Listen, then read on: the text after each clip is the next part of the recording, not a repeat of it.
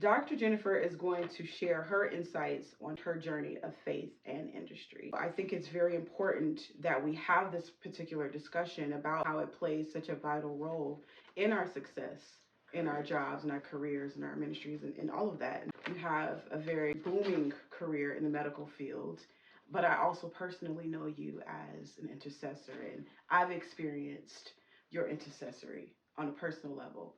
I read this report on CNN that says that only 5.7% of US doctors are Black. The current increase is because of Black women who are entering into the physician workforce.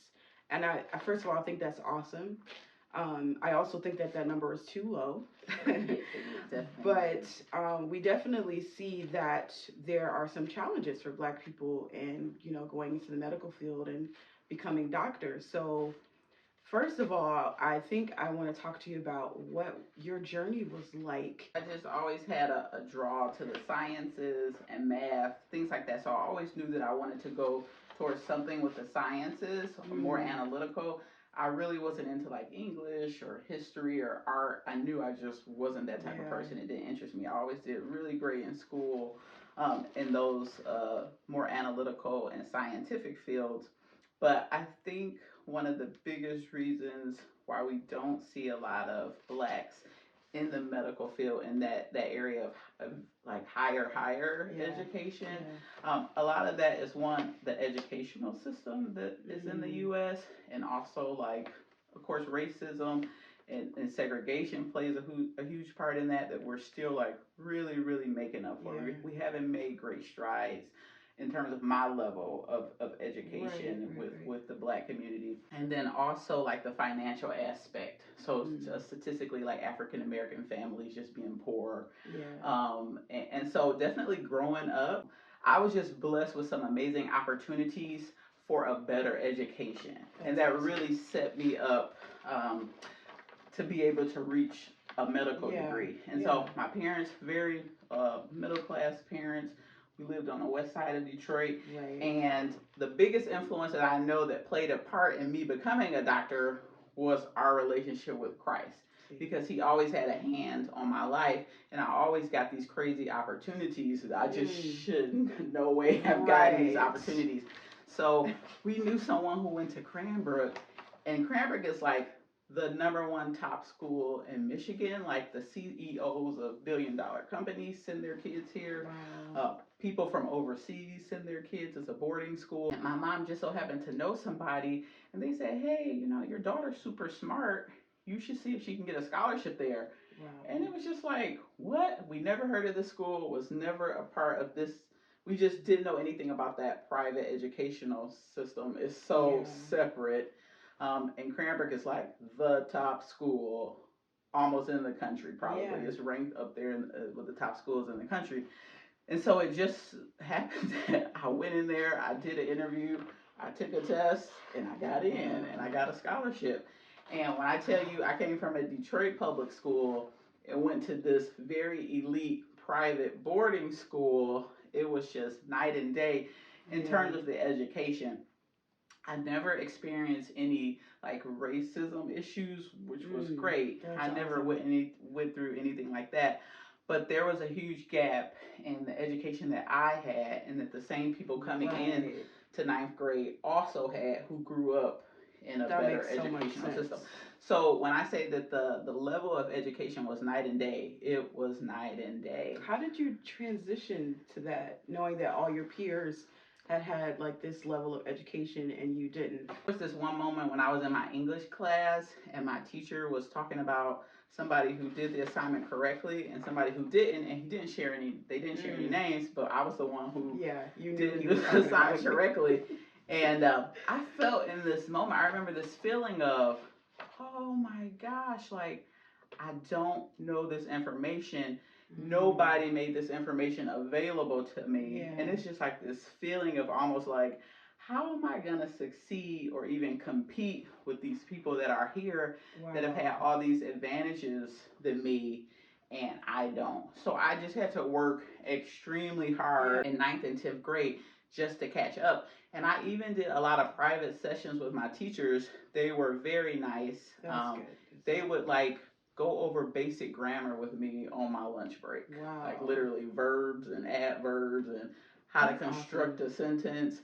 But that was not something that I learned from the school Right. system, which I should have. I imagine that knowing who you are and who your parents are and the upbringing that you had, that God must have strategically assigned certain people to kind of help Absolutely. you along your journey. And so Absolutely. that kind of goes along with having a relationship with God and, you know, being open to his will. I'm pretty sure that you discovered early on that God was going to play a major role in getting you through that whole process. Yes, because it was nothing that I could do on my own. It was nothing that I was going to be able to attain by myself. It was definitely His grace that allowed me to meet those certain people that would help me. Yeah. And He did give me the intellectual ability. Yes. Like I knew I had the capabilities. I'm smart. I'm intelligent. I can do this. Right. Someone just has to be able to give me this information.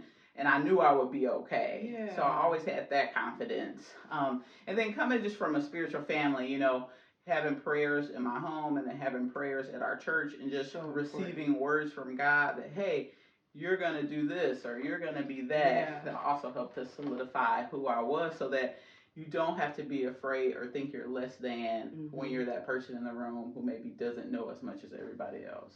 Both of us kind of have the same upbringing with, you know, spiritual parents, which I find has been very beneficial, not just in my spiritual life, but in my career.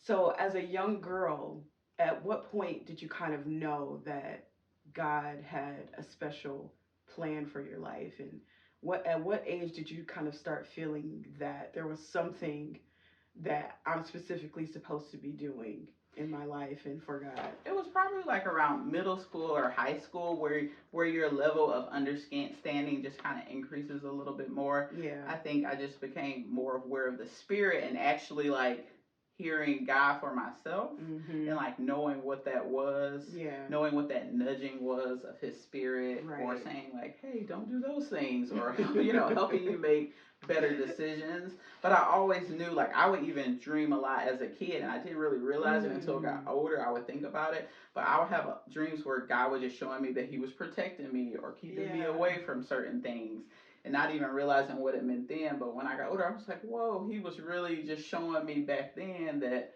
hey, I got my hand on your life, and everything's gonna be fine. I mean, I got some very crazy stories about my career and the Lord helping me through the process. Because you've had some very major life events while you were still on your journey to becoming a doctor. Absolutely. So how has prayer helped you get through it? Because you were juggling kind of a lot. Yeah, so I got married in my first year of medical school. I also was pregnant in my first year of medical school.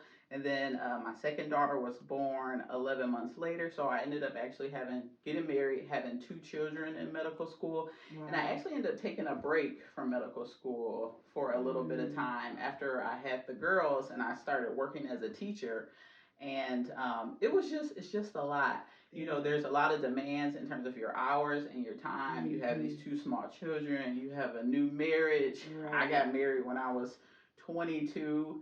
And me and my husband always joke about it now, but it's like we grew up together. Like we knew nothing. I don't know why it seemed like I didn't realize that you were 22 I was 22 when you were married. I got married and had 2 kids by 23 and was in medical school. And so I took some time away and I actually contemplated not going back to medical school during that time. I was like, oh, I was teaching at like a college and I was just like, I can do this. Like I can teach biology and anatomy and physiology and medical training. Like I can do this and be fine, and my schedule can be light because I just knew it was going to be a lot more hectic. But I just really down in my spirit, I'm like, no, like I know that I'm supposed to do this. Like I know I'm supposed to be a doctor, and not knowing that desire and that calling, it actually came from God. Like sometimes He puts a desire in you for things because they're just a part of your purpose and your assignment. And as I kind of was going through that process, Dr. Specs, you know, our spiritual leader, she would tell me so many times, You're not just going to be a regular doctor. You're doing this because you have to be a spiritual physician as well. Yes. So first natural, then spiritual. So I had to go through that process because God had something on the other side in the spirit realm that I'm also supposed to come up to as well. And that's why I had so many difficulties getting through medical school and through residency, because obviously the enemy did not want me to get that far. One of the themes that I've been talking to with the other guests is about kind of discovering what your mission-driven work is, and how a lot of women don't realize that sometimes your career is very much intertwined into kind of what he wants to transition you into. Absolutely. Into a work for him, or a very mission-driven job specifically that he wants you to do to be a light in this world. And so I kind of feel like him putting you in through medical school and you becoming a doctor is very much aligned. Absolutely. And I'm pretty sure prayer plays a huge role in even how you deal with your patients and things like that. Like your prayer life kind of sets that foundation for all of that. It really is. One thing that I will say is that whenever I was out of line or not in line with him, nothing worked ever. That's how my life is. He does this to me on purpose. If I'm not doing what he says, or if I'm not doing the structure that he gave me, not what anybody else is saying. I'm talking about God will speak to you and tell you things to do, or a consecration to have, or things to avoid, or hey, you can't do that. It's okay for you to do this. So he will give you specific instructions, and if I kind of got away from that, like everything else would just be out of sorts, would be falling apart. And that was just kind of his way of always drawing me back to him. Like, okay, Lord, I know I need you. I'm sorry. I know it was you all along. So sometimes you think like, oh, well, maybe I can do this, and you know how it is. But no, he is the shepherd. The Lord is my shepherd. That is the truth, because he is the lead, he is the guide. The Lord is my shepherd, I shall not want. Another translation is, I will lack nothing. And I love the first couple of verses. He leadeth me beside the still waters. He maketh me lie down in green pastures. So he wants us to prosper, and he wants us to have peace. And so if he is our shepherd and our leader and our guide, then that's exactly what our life will reflect.